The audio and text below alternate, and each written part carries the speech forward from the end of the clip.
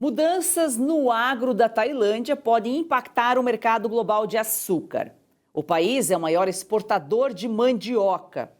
Poxa, mas o que mandioca tem a ver com a cana? É que os produtores tailandeses vivem um momento de reavaliação na estratégia agrícola. A mandioca volta a ganhar espaço e isso ameaça a hegemonia da cana-de-açúcar. Depois de anos priorizando a cana, Marcelo, qual o motivo da reaproximação da Tailândia com a mandioca? Bom, excelente pergunta para começar aqui nossa conversa.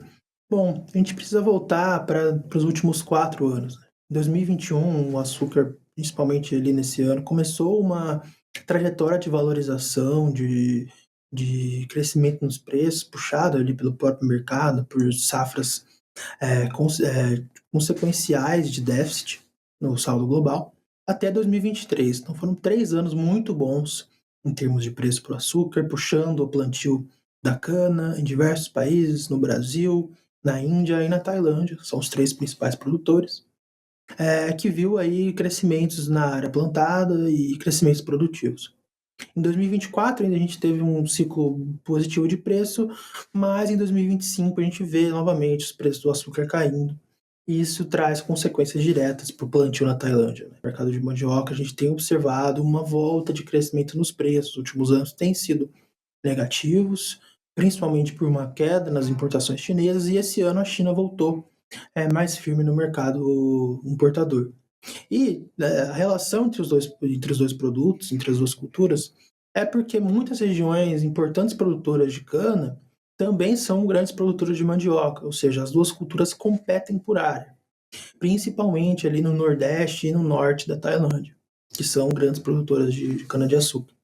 Então, no momento de plantio da cana, que acontece normalmente entre janeiro e maio, ali antes do início das chuvas, os produtores vão se deparar com um dilema, né? Eles sempre se deparam com o dilema dos preços entre as duas culturas. Quando uma está pagando mais, ele acaba, né, plantando essa cultura, como tem sido o caso da cana nos últimos anos. Agora, com essa reversão que a gente observa nos preços, a mandioca pode ser favorecida entre janeiro e fevereiro.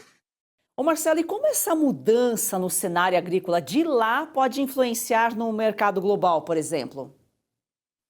Então, isso porque, principalmente, o fato da Tailândia ser um dos principais exportadores de açúcar.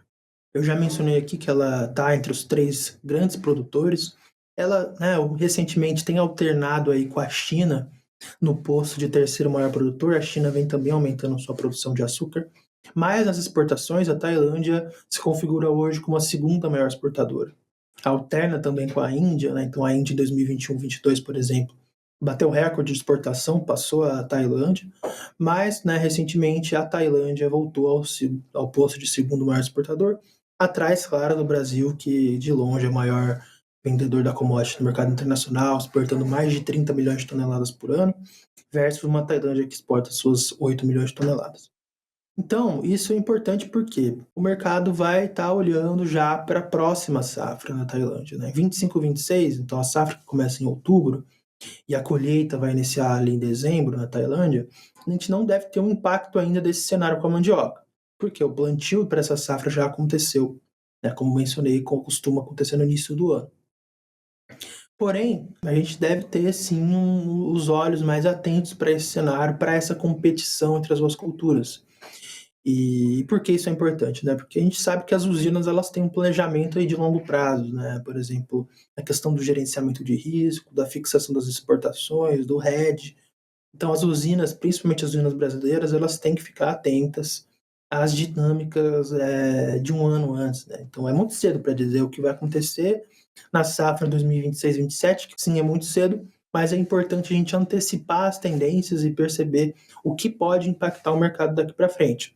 Dados os fundamentos, hoje a gente tem sim uma tendência de valorização da mandioca em detrimento de uma desvalorização do açúcar. Então é possível que exista sim pelo menos uma interrupção do crescimento de área plantada de cana na Tailândia que a gente tem visto nos últimos anos e uma substituição para mandioca em algumas regiões. Isso vai ser muito importante, né? A gente sabe que o mercado costuma antecipar expectativas, então é essencial acompanhar essa dinâmica com a mandioca, porque é uma cultura muito importante para a cana-de-açúcar.